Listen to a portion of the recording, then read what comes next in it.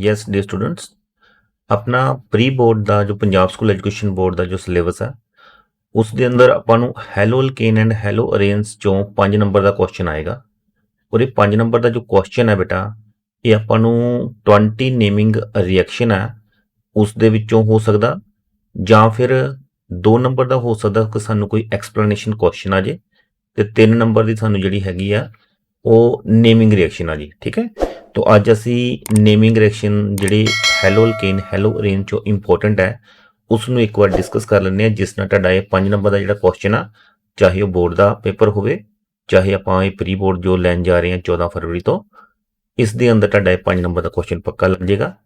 तो देखते हैं असी पहली रिएक्शन जिहड़ी हैगी आ ये अपने को है वुड्स रिएक्शन। वुड्स रिएक्शन जो है इस दे अंदर आपां की देखते हैं बेटा कि इहदे अंदर कोई भी अल्काइल हलाइड जो है वो एक कार्बन वाली हो सकती है, एक तो ज़्यादा कार्बन वाली भी अल्काइल हलाइड हो सकती है।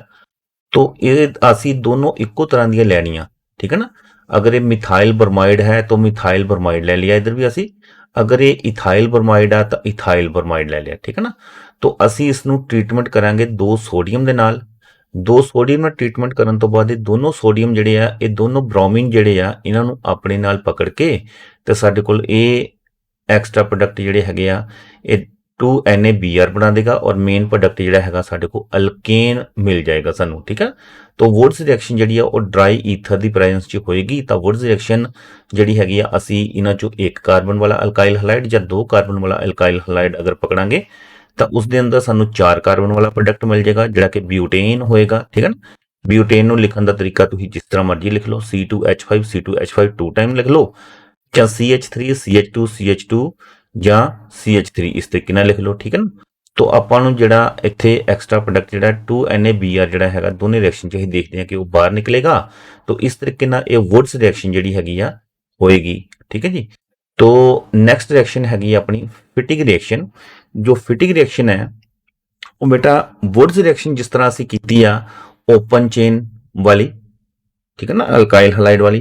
तो ये वाली रिएक्शन जिहड़ी है बेंजाइल क्लोराइड जां इहनूं क्लोरोबेंजीन कहने असी, क्लोरोबेंजीन नूं असी इस तरह बेंजीन बना के तां उपर क्लोरीन लिख के भी क्लोरोबेंजीन लिख सकते हैं। 2 क्लोरोबेंजीन दी मॉलिक्यूल लवांगे जां फिर इसनूं असी इस तरीके नाल भी लिख सकते हैं C6H5Cl C6H5Cl, ठीक है ना।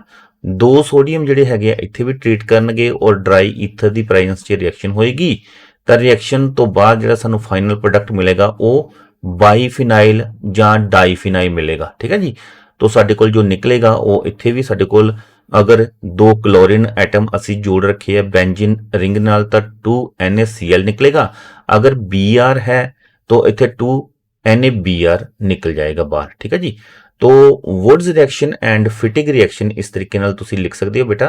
एक बार एक गल होर ध्यान नाल तुसी देखो कि जदों भी असी कोई नेमिंग रिएक्शन लिखते हैं तो असी नेमिंग रिएक्शन दे नाल इहदा जो इसनूं असी वैल लेबल्ड करना, यानी कि इत्थे असी इन्हां दा नाम भी लिखांगे, जिवें कि ये है क्लोरोबेंजीन,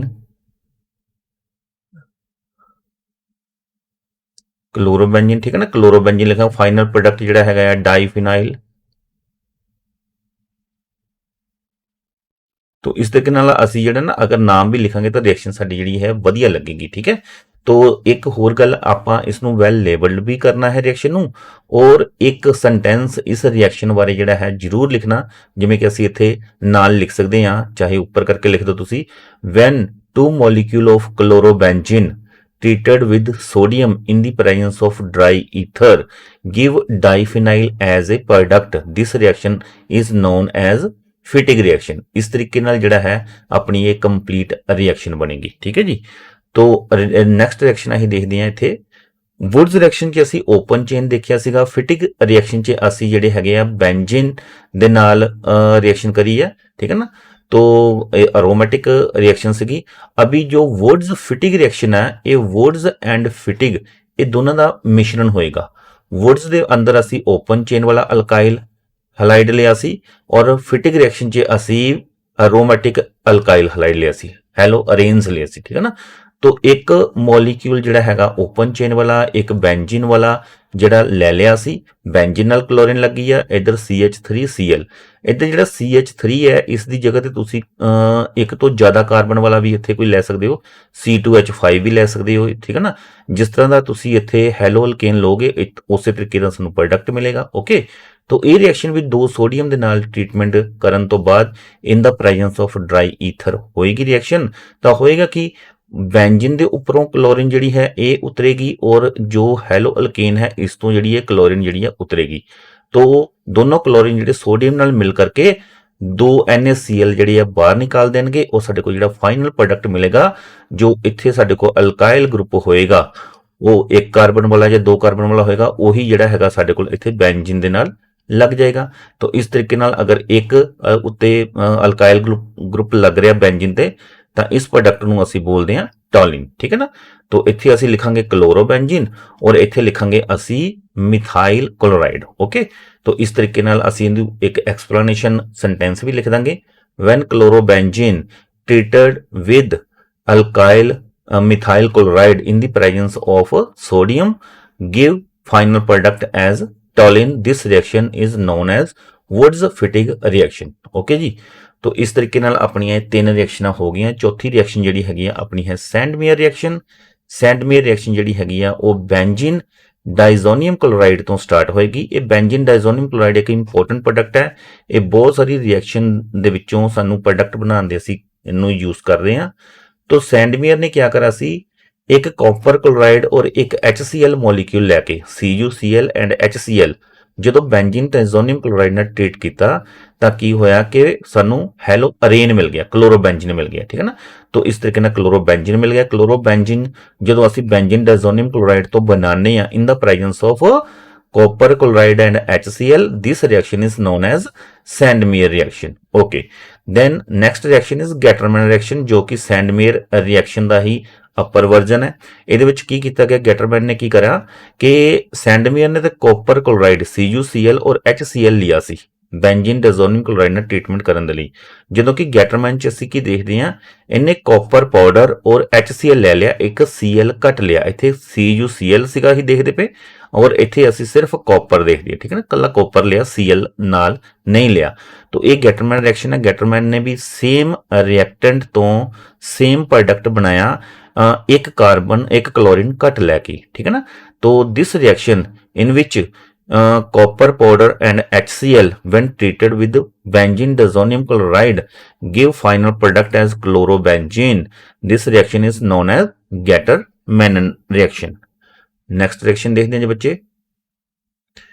नेक्स्ट रिएक्शन है अपने को ਸਵਾਰਟਸ ਰਿਐਕਸ਼ਨ। ਸਵਾਰਟਸ ਰਿਐਕਸ਼ਨ ਔਰ ਜਿਹੜੀ ਇਹ ਫਿਨਕਲਸਟਨ ਰਿਐਕਸ਼ਨ ਹੈ ਦੋਨਾਂ ਨੂੰ ਇਕੱਠੇ ਪੜ੍ਹਦੇ ਹਾਂ ਅਸੀਂ, ਦੋਨਾਂ ਦੇ ਅੰਦਰ ਡਿਫਰੈਂਸ ਵੀ ਪਤਾ ਲੱਗ ਜਾਏਗਾ। ਜੋ ਸਵਾਰਟਸ ਰਿਐਕਸ਼ਨ ਹੈ ਇਹ ਫਲੋਰੀਨ ਵਾਲਾ ਪ੍ਰੋਡਕਟ ਬਣਾਉਣ ਲਈ ਕੰਮ ਆਏਗਾ। ਜੋ ਫਿਨਕਲਸਟਨ ਰਿਐਕਸ਼ਨ ਹੈ ਇਹ ਆਇਓਡੀਨ ਵਾਲਾ ਪ੍ਰੋਡਕਟ ਬਣਾਉਣ ਦੇ ਕੰਮ ਆਏਗਾ। ਓਕੇ, तो ਸਵਾਰਟਸ ਰਿਐਕਸ਼ਨ ਕੀ ਕਰ ਰਿਹਾ, ਇਹ ਅਲਕਾਇਲ ਹਲਾਈਡ ਇੱਥੇ ਕਿਸੇ C2H5 ਲਿਆ, ਇੱਥੇ CH3Br ਵੀ ਲੈ ਸਕਦੇ ਹਾਂ, C2H5Cl ਵੀ ਲੈ ਸਕਦੇ ਹਾਂ, CH3Cl ਵੀ ਲੈ ਸਕਦੇ, मतलब ਅਲਕਾਇਲ ਚੇਨ ਕਿੰਨੇ ਵੀ ਕਾਰਬਨ ਦਾ ਹੋ ਸਕਦਾ ਇੱਥੇ ਸਾਡੇ ਕੋਲ। तो ਜੋ ਹੈਲੋਜਨ ਹੈ ਇੱਥੇ ਕਲੋਰੋ ਜਾਂ ਬ੍ਰੋਮੋ ਹੋ ਸਕਦਾ ਹੈ, ਠੀਕ ਹੈ ਨਾ। तो ਜਦੋਂ ਅਸੀਂ ਇਥਾਈਲ ਬ੍ਰੋਮਾਈਡ ਨੂੰ AgF ਦੇ ਨਾਲ ਟ੍ਰੀਟ ਕਰਦੇ ਹਾਂ in the presence of acetone give final product as ethyl fluoride। और ਇਹ ਸਿਲਵਰ ਨੇ ਕੀ ਕੀਤਾ, ਦੇਖੋ ਸਿਲਵਰ ਨੇ ਆਪਣਾ ਫਲੋਰਾਈਡ ਜਿਹੜਾ ਹੈ ਇਸ ਇਥਾਈਲ ਨੂੰ ਦੇਤਾ ਔਰ ਇਹ ਫਲੋਰਾਈਡ ਜਿਹੜਾ ਹੈ ਇੱਧਰ ਚਲਾ ਗਿਆ ਔਰ ਇਹ ਬ੍ਰੋਮਾਈਡ ਜਿਹੜਾ ਹੈ ਇੱਧਰ ਆ ਗਿਆ, ਠੀਕ ਹੈ ਨਾ। तो ਇਸ ਤਰੀਕੇ ਨਾਲ ਸਿਰਫ ਹੈਲੋਜਨ ਨੂੰ ਐਕਸਚੇਂਜ ਕੀਤਾ ਗਿਆ ਰਿਐਕਸ਼ਨ ਦੇ ਅੰਦਰ। तो ਹੈਲੋਜਨ ਨੂੰ ਐਕਸਚੇਂਜ ਕਰਨ ਵਾਲੀ ਜਿਹੜੀ ਰਿਐਕਸ਼ਨ ਫਲੋਰਾਈਡ ਪ੍ਰੋਡਕਟ ਦਿੰਦੀ ਆ ਉਹ ਰਿਐਕਸ਼ਨ ਹੋ ਗਈ ਸਾਡੇ ਕੋਲ ਸਵਾਰਟਸ ਰਿਐਕਸ਼ਨ। ਫਿਨਕਲਸਟਨ ਰਿਐਕਸ਼ਨ ਦੇਖੋ ਤਾਂ ਫਿਨਕਲਸਟਨ ਰਿਐਕਸ਼ਨ 'ਚ AgF ਦੀ ਜਗ੍ਹਾ ਸਿਰਫ NaI ਸੋਡੀਅਮ ਆਇਓਡਾਈਡ ਯੂਜ਼ ਕੀਤਾ ਗਿਆ ਆ। तो ਸਾਡੇ ਕੋਲ ਫਾਈਨਲ ਪ੍ਰੋਡਕਟ ਵੀ ਆਇਓਡਾਈਡ ਵਾਲਾ ਬਣ ਗਿਆ, ਇੱਥੇ ਇਥਾਈਲ ਆਇਓਡਾਈਡ ਬਣਿਆ ਔਰ ਇੱਥੇ ਵੀ ਕੀ ਕੀਤਾ, ਸੋਡੀਅਮ ਨੇ ਆਪਣਾ ਆਇਓਡੀਨ ਜਿਹੜਾ ਇਥਾਈਲ ਚੇਨ ਨੂੰ ਦੇਤਾ ਔਰ ਇੱਥੋਂ ਜਿਹੜਾ ਕਲੋਰੀਨ ਹੈ ਆਪਣੇ ਨਾਲ ਬਾਈਂਡ ਕਰ ਲਿਆ। तो ਹੈਲੋਜਨ ਦਾ ਸਿਰਫ ਐਕਸਚੇਂਜ ਕੀਤਾ ਗਿਆ ਰਿਐਕਸ਼ਨ ਦੇ ਅੰਦਰ।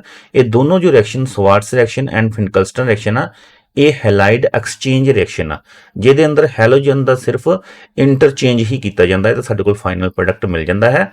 ਤੇ ਇਸ ਤਰੀਕੇ ਨਾਲ ਸਵਾਰਟਸ ਐਂਡ ਫਿਨਕਲਸਟਨ ਰਿਐਕਸ਼ਨ ਜਿਹੜੀ ਹੈਗੀ ਆ ਤੁਸੀਂ ਲਰਨ ਕਰ ਸਕਦੇ ਹੋ। ਇਸ ਨੂੰ ਇੱਕ ਵਾਰੀ ਲਿਖ ਕੇ ਜ਼ਰੂਰ ਦੇਖੋ ਤੁਸੀਂ। ਔਰ ਬਾਰ-ਬਾਰ ਮੈਂ ਕਹਿ ਰਿਹਾ ਬੇਟਾ ਕਿ ਮੈਂ ਇਸ ਦੇ ਨੀਚੇ ਇਹਨਾਂ ਦਾ ਨਾਮ ਨਹੀਂ ਕੀਤਾ, ਇਹਨੂੰ ਲੇਬਲ ਨਹੀਂ ਕੀਤਾ।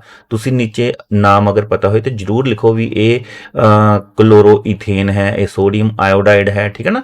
तो साडे कोल फाइनल प्रोडक्ट जिहड़ा बन गया वो इथाइल आयोडाइड बन गया, ओके। और सोडियम ब्रोमाइड जिहड़ा है वो एडिशनल प्रोडक्ट जिहड़ा बन के बाहर निकल गया। नैक्सट रिएक्शन असीं पढ़दे हां अल्मेनन रिएक्शन। अल्मेनन रिएक्शन जिहड़ी आ फिटिक रिएक्शन की तरह आ। फिटिक रिएक्शन दे विच भी असीं जिहड़ा फाइनल प्रोडक्ट बनाया सीगा वो बाईफिनाइल ਜਾਂ डाईफिनाइल कह लो, ठीक है ना। बाईफिनाइल डाईफिनाइल बनाया सीगा। फिटिक रिएक्शन देखो तो की सीगा, देखो इत्थे फिटिक रिएक्शन है।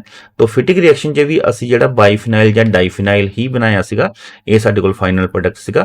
तो असी जिहड़ी अल्मेनन रिएक्शन आ ਉਹਦੇ ਵਿੱਚ ਵੀ ਜਿਹੜਾ ਹੈ ਅਸੀਂ बाईफिनाइल ਜਾਂ डाईफिनाइल ही बना रहे हैं, पर ਇੱਥੇ ਆਇਓਡੀਨ ਦੀ ਬਜਾਏ ਉੱਥੇ ਕਲੋਰੀਨ ਲਈ ਸੀ, ਇੱਥੇ ਅਸੀਂ ਆਇਓਡੀਨ ਲੈ ਰਹੇ ਹਾਂ। ਕਲੋਰੋਬੈਂਜਿਨ ਦੀ ਬਜਾਏ ਅਸੀਂ ਆਈਡੋਬੈਂਜਿਨ ਲੈ ਰਹੇ ਹਾਂ। ਆਈਡੋਬੈਂਜਿਨ ਦੇ 2 ਮੋਲੀਕਿਊਲ ਲਈਏ ਔਰ ਇਸ ਨੂੰ 2 ਕਾਪਰ ਦੇ ਨਾਲ ਅਸੀਂ ਟ੍ਰੀਟਮੈਂਟ ਕਰਦੇ ਹਾਂ। ਜਦੋਂ ਅਸੀਂ ਆਈਡੋਬੈਂਜਿਨ ਲੈ ਕੇ ਕਾਪਰ ਨਾਲ ਟ੍ਰੀਟਮੈਂਟ ਕਰਦੇ ਹਾਂ, ਦੇਖੋ ਅਸੀਂ ਫਿਟਿਕ ਰਿਐਕਸ਼ਨ 'ਚ ਇੱਥੇ ਸੋਡੀਅਮ ਲਿਆ ਸੀਗਾ, ਠੀਕ ਹੈ ਨਾ। तो ਇੱਥੇ ਅਸੀਂ ਕਲੋਰੋਬੈਂਜਿਨ ਲਿਆ ਸੀਗਾ। ਅਭੀ ਕਿਆ iodobenzene when treated with copper give a final product as biphenol. This reaction is known as Ullmann reaction. Then next reaction is Williamson synthesis. Williamson synthesis एक अच्छा रिएक्शन है ईथर बनाने वाला।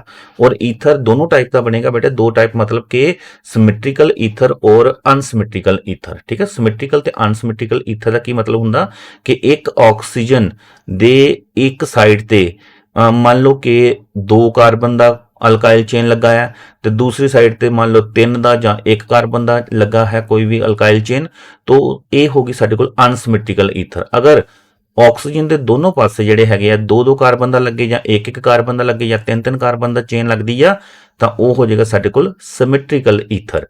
तो विलियमसन सिंथेसिस ने क्या करा, इन्हें कोई भी एक हेलो अल्केन लिया। हेलो अल्केन इत्थे 2 कार्बन वाला इथाइल क्लोराइड ले लिया और इसने सोडियम इथोनेट दे नाल रिएक्शन किया C2H5ONA। C2H5ONA यही याद रखने वाला इत्थे रिएजेंट है C2H5ONA, ठीक है ना। तो अगर असी देखते हैं कि हुण C2H5ONA इत्थे तो 2 कार्बन का चेन है और जिहड़ा क्लोरो इथेन है इत्थे भी 2 कार्बन का चेन है। इत्थों की करेगा, ये सोडियम जो है, ये सोडियम जो है इस क्लोरीन ਨੂੰ ਲੈ ਕੇ ਆਪਣਾ ਫਾਈਨਲ ਪ੍ਰੋਡਕਟ ਬਣਾ ਲੇਗਾ ਸੋਡੀਅਮ ਕਲੋਰਾਈਡ। ਬਾਕੀ ਜਿੰਨੀਆਂ ਚੀਜ਼ਾਂ ਬਚ ਗਈਆਂ ਉਸ ਨੂੰ ਤੁਸੀਂ ਜੋੜ ਦੇਣਾ, ਠੀਕ ਹੈ ਨਾ। ਇਧਰੋਂ ਸੋਡੀਅਮ ਦਾ ਆਕਸੀਜਨ ਨਾਲ ਹੈਂਡ ਫ੍ਰੀ ਹੋ ਗਿਆ, ਇਧਰੋਂ ਈਥੇਨ ਚੇਨ ਦਾ ਕਲੋਰੀਨ ਨਾਲੋਂ ਹੈਂਡ ਫ੍ਰੀ ਹੋ ਗਿਆ। ਇਸ ਨੂੰ ਜੋੜ ਦਿੱਤਾ ਤੇ ਸਾਡੇ ਕੋਲ ਜਿਹੜਾ ਇਹ ਇਥਾਈਲ ਗਰੁੱਪ ਆਇਆ, ਇਹ ਜਿਹੜਾ ਸੋਡੀਅਮ ਨਾਲੋਂ ਇਧਰੋਂ ਆਇਆ ਔਰ ਜਿਹੜਾ ਸਾਡੇ ਕੋਲ ਦੂਸਰਾ ਇਥਾਈਲ ਗਰੁੱਪ ਆਇਆ ਆਕਸੀਜਨ ਦੇ ਦੂਜੇ ਪਾਸੇ, ਉਹ ਸਾਡੇ ਕੋਲ ਕਲੋਰੋ इथेन तो आ गया, ठीक है ना। इस तरीके ना दोनों ऑक्सीजन के दोनों साइड ते असीं देखो तो जिहड़े है 2 कार्बन की चेन लगी आ, ये डाई इथाइल ईथर एक सिमेट्रिकल ईथर बन गया।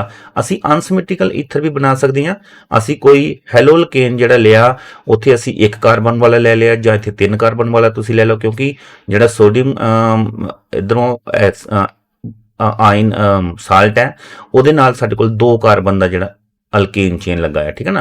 इधरों 2 कार्बन का अल्केन चेन है, इधरों 1 कार्बन का अल्केन चेन है।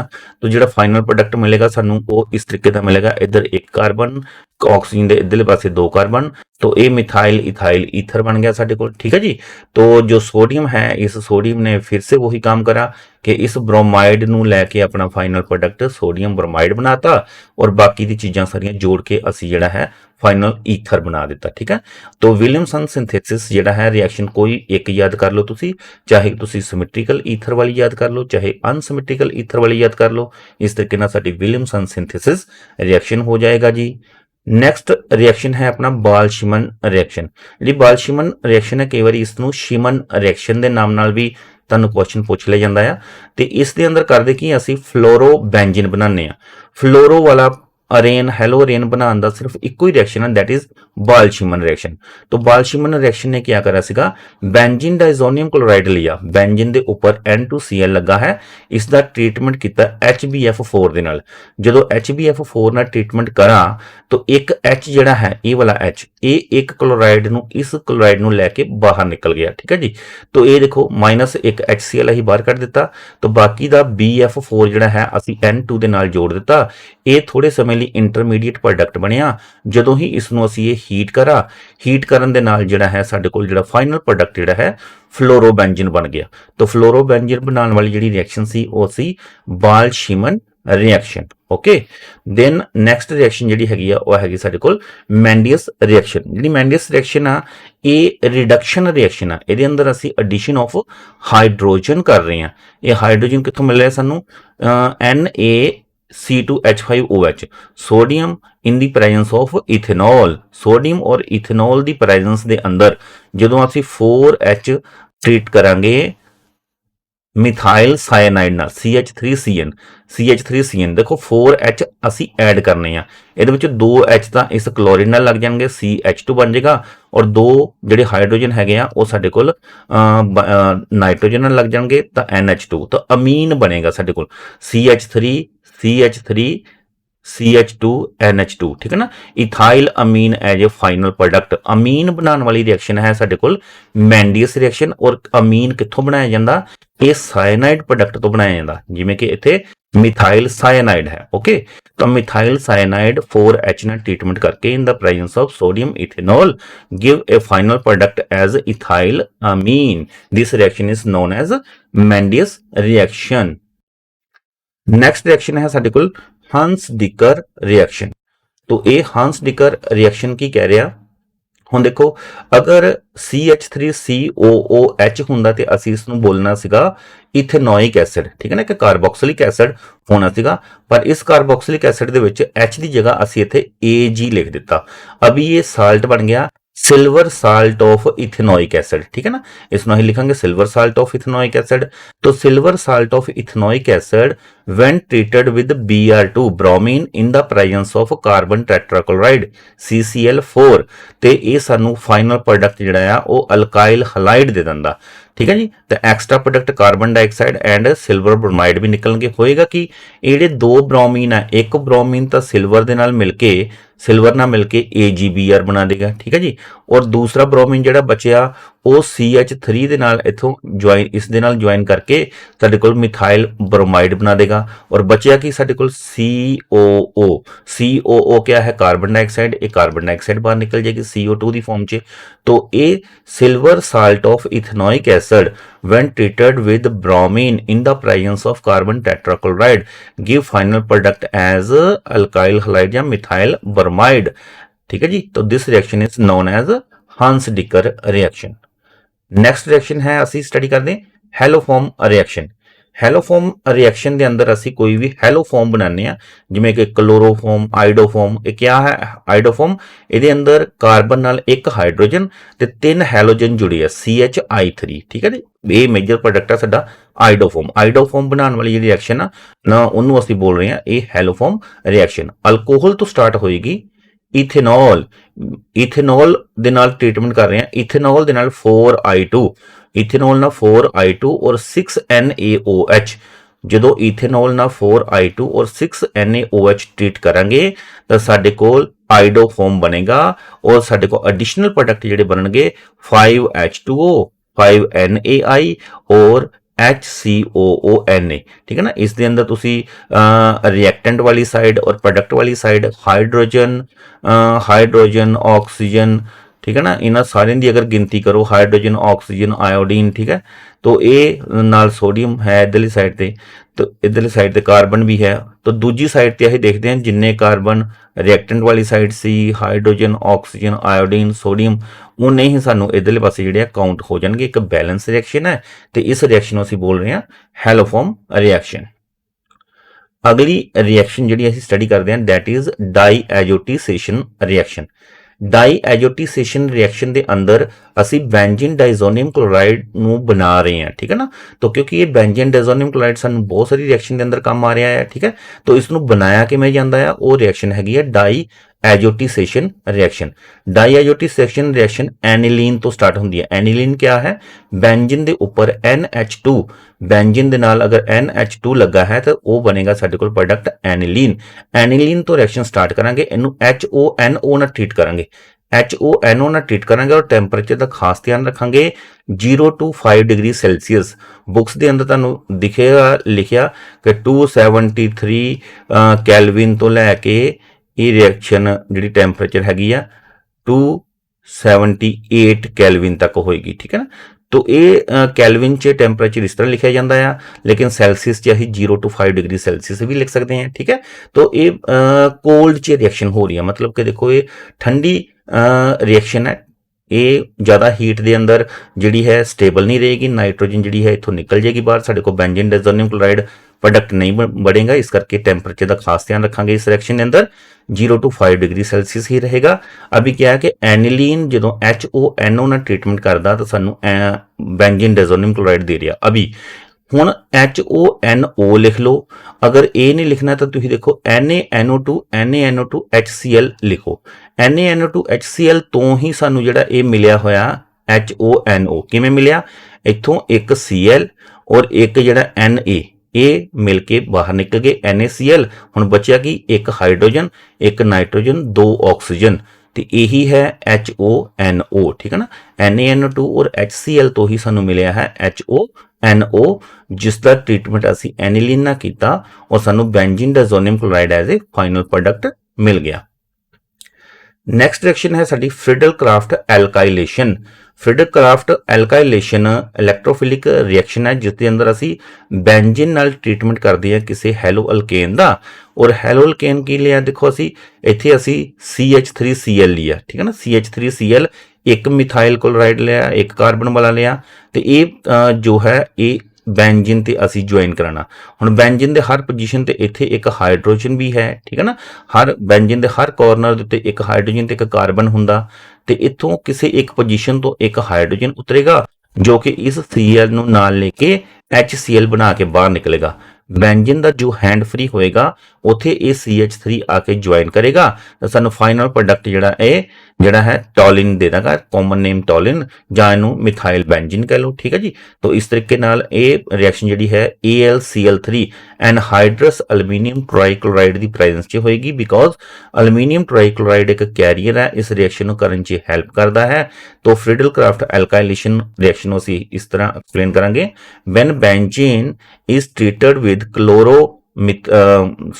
methyl chloride in the presence of anhydrous aluminium trichloride give final product as toluene, ठीक है ना। तो this reaction is known as Friedel craft alkylation.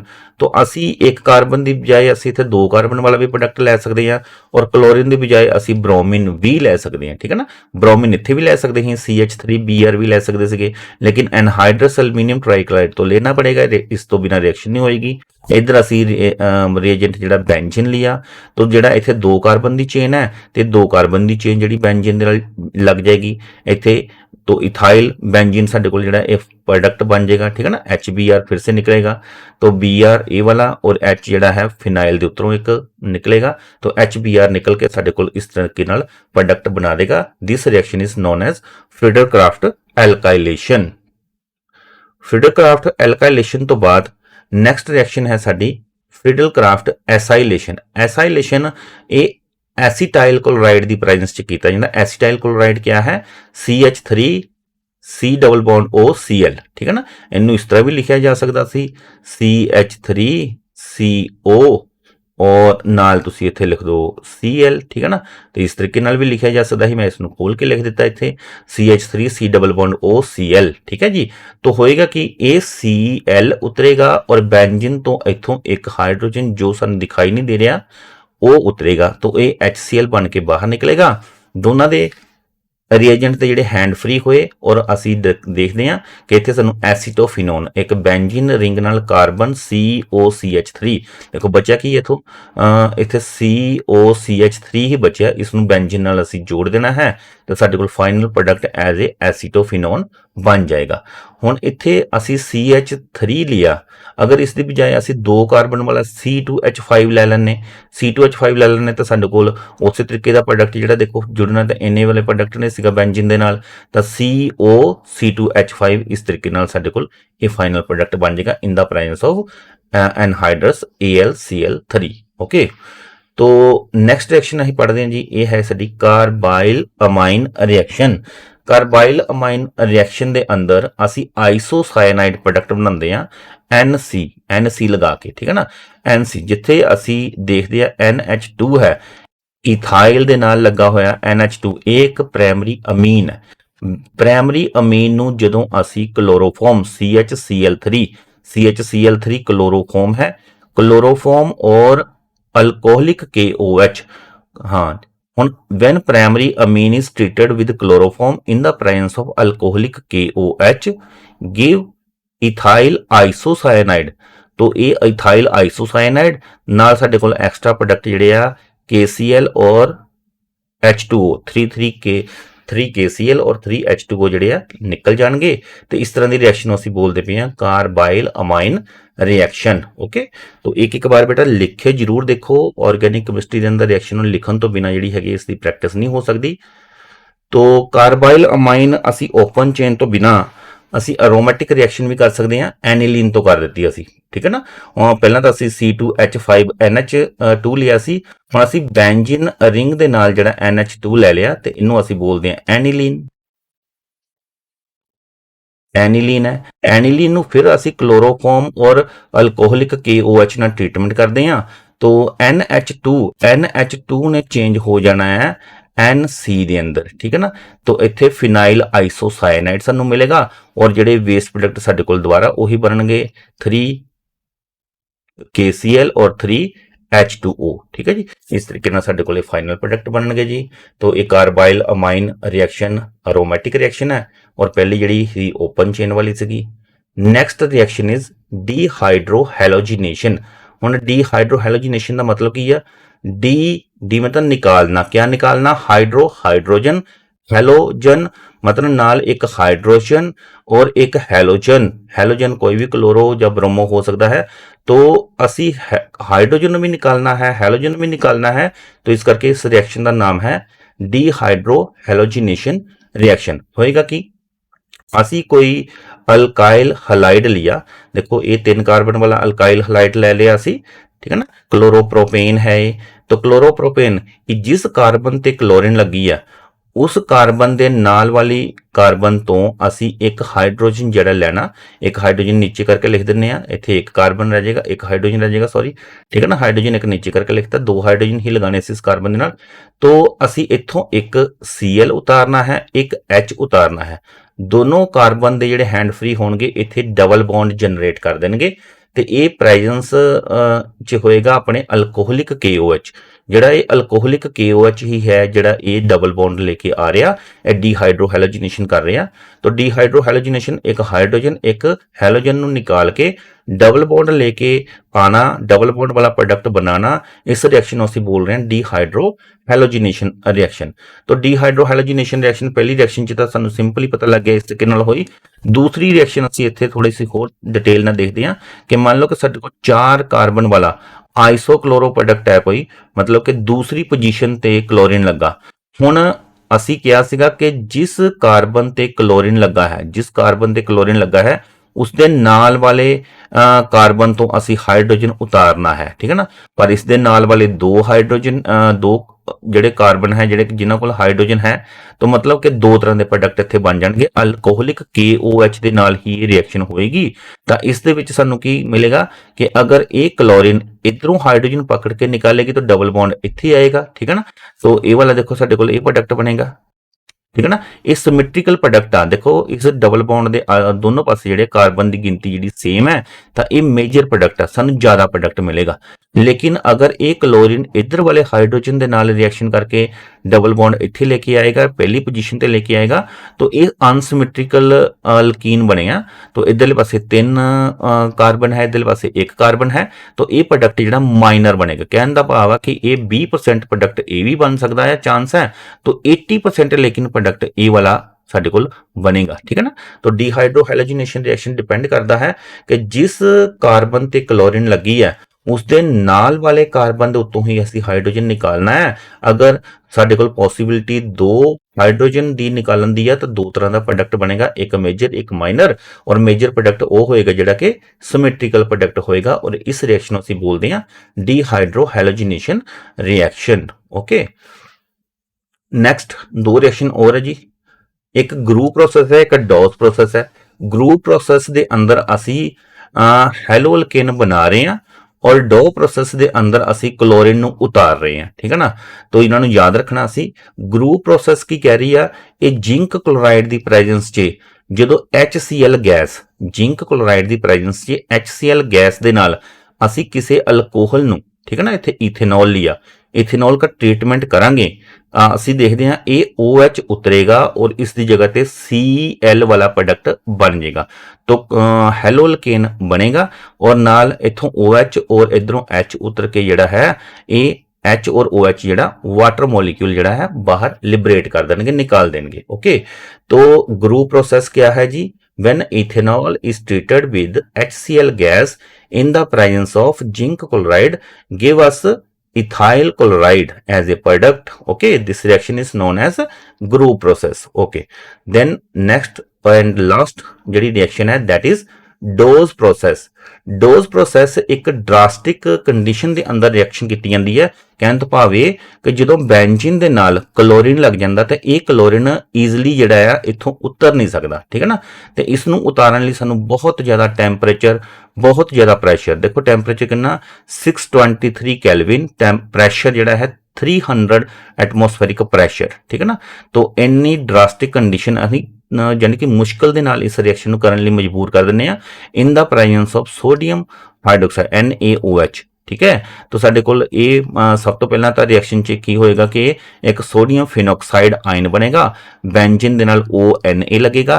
जदों ही इस दे विच असीं थोड़ा सा HCl डिल्यूट पावांगे तां Na इथों उतर के इत्थे H लग जाएगा और साडे कोल फिनॉल बन जाएगा, फिनॉल। ओके, ये फाइनल प्रोडक्ट ਜਿਹੜਾ ਫਿਨੋਲ। तो क्लोरोबेंजीन ਤੋਂ ਫਿਨੋਲ ਬਣਾਉਣਾ ਇਹ ਸਾਡੇ ਕੋਲ ਹੈ ਡੋਜ਼ ਪ੍ਰੋਸੈਸ। ਅਸੀਂ ਇਸ ਨੂੰ ਇੰਨਾ ਲੰਬਾ ਨਾ ਕਰਕੇ ਇੱਕ ਸਟੈਪ ਦੇ ਅੰਦਰ ਵੀ ਕਰ ਸਕਦੇ ਹਾਂ। ਹੁਣ ਕਲੋਰੋਬेंजीन ਲਿਆ ਔਰ ਸਾਰੀਆਂ ਕੰਡੀਸ਼ਨਾਂ ਹੀ ਇਕੱਠੀਆਂ ਲਿਖ ਦਿੱਤੀਆਂ ਐਰੋ ਦੇ ਉੱਪਰ। Sodium hydroxide 623 Kelvin temperature, 300 atmospheric pressure और डिल्यूट HCl। तो क्लोरोबेंजीन तो फाइनल प्रोडक्ट ਜਿਹੜਾ ਫਿਨੋਲ ਬਣਾਤਾ ਔਰ ਇਸ ਰਿਐਕਸ਼ਨ ਨੂੰ ਅਸੀਂ ਬੋਲ ਰਹੇ ਹਾਂ ਡੋਜ਼ ਪ੍ਰੋਸੈਸ।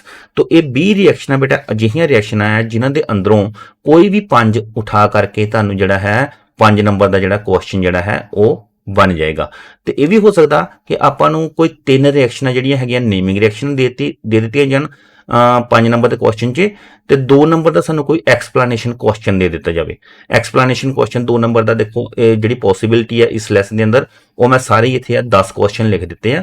ਇਸ ਦੀ ਤੁਸੀਂ ਪ੍ਰੈਕਟਿਸ ਕਰਨਾ ਹੈ ਔਰ ਆਪਣੇ ਕੋਲ ਇਸ ਲੈਸਨ ਦੇ ਅੰਦਰ ਵੈਸੇ ਟੋਟਲ 7 ਨੰਬਰ ਦਾ ਜਿਹੜਾ ਹੈ ਕੁਐਸਚਨ ਆਣੇ ਆ। ਉਹਨਾਂ ਦੇ ਵਿੱਚੋਂ ਹੋ ਸਕਦਾ ਜਿਹੜੇ ਇਹ 2 ਨੰਬਰ ਦੇ ਕੁਐਸਚਨ ਹੈ ਨਾ ਉਹ ਜਿਹੜੇ ਮੈਂ ਇੱਥੇ 10 ਕੁਐਸਚਨ ਦਿੱਤੇ ਆ ਇਹਨਾਂ ਚੋਂ 2 ਨੰਬਰ ਦਾ ਕੁਐਸਚਨ ਆਏਗਾ ਔਰ ਜਿਹੜਾ ਬਾਕੀ ਉੱਤੇ ਨੇਮਿੰਗ ਰਿਐਕਸ਼ਨਾਂ ਹੈਗੀਆਂ ਉਹਨਾਂ ਚੋਂ ਡਾਇਰੈਕਟ 5 ਨੰਬਰ ਦੀਆਂ ਵੀ ਆ ਸਕਦੀਆਂ ਆ। 3 ਉਧਰੋਂ ਉਠਾ ਕਰਕੇ ਕੋਈ ਜਿਹੜੀਆਂ ਹੈ 2 ਨੰਬਰ ਦਾ ਇਹਨਾਂ ਚੋਂ ਕੁਐਸਚਨ ਲਿਆ ਜਾ ਸਕਦਾ। ਇਹਨਾਂ ਦੀ ਤੁਸੀਂ ਪ੍ਰੈਕਟਿਸ ਕਰਨਾ। ਮੈਂ ਤੁਹਾਨੂੰ ਇਹਦੀ PDF ਸੈਂਡ ਕਰ ਚੁੱਕਾ ਇਹਨਾਂ ਦੇ ਆਨਸਰ। ਫਿਰ ਵੀ ਅਗਰ ਇਹਨਾਂ 'ਚ ਤੁਹਾਨੂੰ ਕੋਈ ਵੀ ਆਨਸਰ ਦੀ ਪ੍ਰੋਬਲਮ ਆਉਂਦੀ ਆ ਤਾਂ ਮੈਨੂੰ ਜ਼ਰੂਰ WhatsApp ਕਰੋ ਤਾਂ ਮੈਂ ਤੁਹਾਡੇ ਨਾਲ ਜਿਹੜਾ ਹੈਗਾ ਉਸ ਦਾ ਆਨਸਰ ਸ਼ੇਅਰ ਕਰਾਂਗਾ।